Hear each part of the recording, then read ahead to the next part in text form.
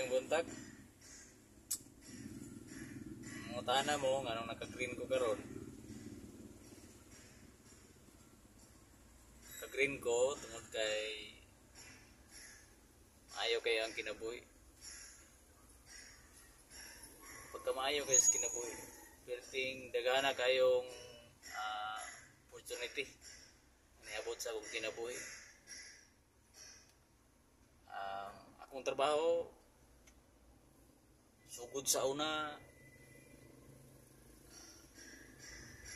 angtod karon trabaho ra gyapon, pero ako gyapon ta pasalamat sa Ginoo nga bisan sa kanunay sa kalisod sa pagpanginabuhi daghang kayong niabot nga opportunity. Klaseng trabaho nga ako ang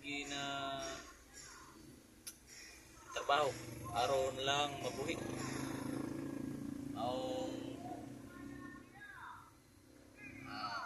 Thank you kay Lord. Kanunay gid ang gabubo ang Ginoo sa mga grasya aron ang tao mabuhi. So sa ako din pagpanginabuhi, klaseng trabaho na gyud. Sugod sa edad ko 20 ang inabuhi na yun. Akong trabaho sa una ang tangga eskwela pa ko, sulod ko na mamaligya og mga chicken kanang nasa plaza, mga palamig bitaw, mga boko. Pero wala akong ka-survive kay ang schedule lang ko sa pagpamaligya hapon sugod alas 6 biyahe na magbike. Ligya mi dito sa plaza, ligya mi dito sa Boulevard.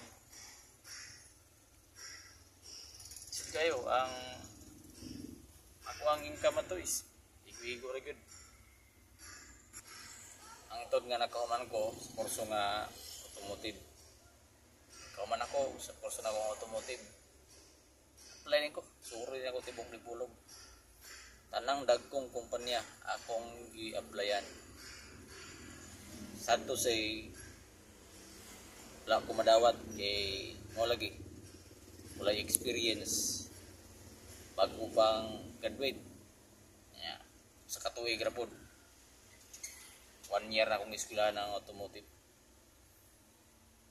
Natod ni dawat nako si mga gagmayng shop. Pugo na kapadayon tungod kay wala po kaptig bulan, tungod kay sa gagmay lagi pod nga shop apiki pod og customer ginagmay ra pod. Sagaran gud pod ang trabaho namo dito is repair, body repair. Dili gyud ingon nga sa makina gyud. Kaya akong kurso gud pod pang makina sa makina mo gito, automotive servicing man, NC1. Utong dili ka survive akong amo, dili ko sa kapasildo sa kuha. Kaya gamay rin kong sildo ato. Ako gyapon tong gitrabaho gyapon. Sildo na ako ato is 100 per day. Libre kaon, libre balay. So sa ato pa in 1 month 3,000. 3,000 sa una, bitaw pa ang pugo. Ako na ako makapalit na akong karsones na short, brief. Mo lagi gusto man taog kurag pamilya nato kanang mas dako-dako pa gyud trabaho nga kanang maayo gyud nga trabaho. Akong pangandoy gyud sa una nga makasulod ko akong kumpanya. Pero wala naabot. Wala gyud ko nakatrabaho og dakong kumpanya. Wala ko kay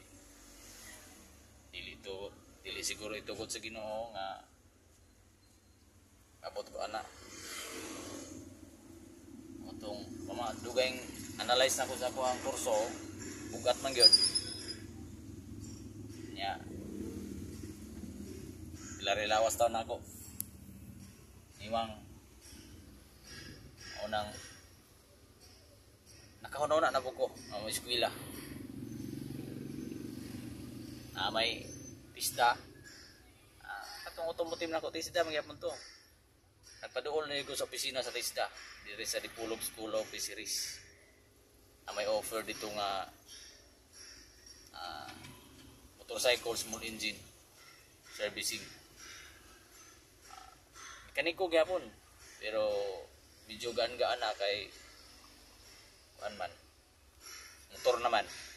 Single ani ana pinaginagmay dili gid pareha unlike gid pareho sa masakyanan nga bugat nya katong time nga nag-apply ko nga gidawat ko ang shop is mano-mano man gyud wala may pareho na karon nga mga shop nga nanay lifter nanay mga kuan to nibalhin ko og eskwela na po balik technician sa pagkapuntor motor ang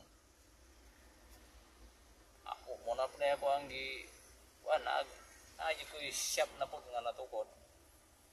Pero, sa pagkadaga na po ng technician, kung magbase ito sa income, isikob sanay naman. Isikob sanay naman sa presyo, sa labor. Agi sila ka nang nakabalo, tungkol sa programa po sa itong gobyerno nga, sige silang hatag o programa nga palambok sa mga tao. Unang daghang mga training. So daghan po nakabalo. Daghan ang nakabalo sa training, daghan ang po mga mekaniko, daghan ang po mga maing laki. Ang customer mamili na po siya og asa siya madapit magpaayo.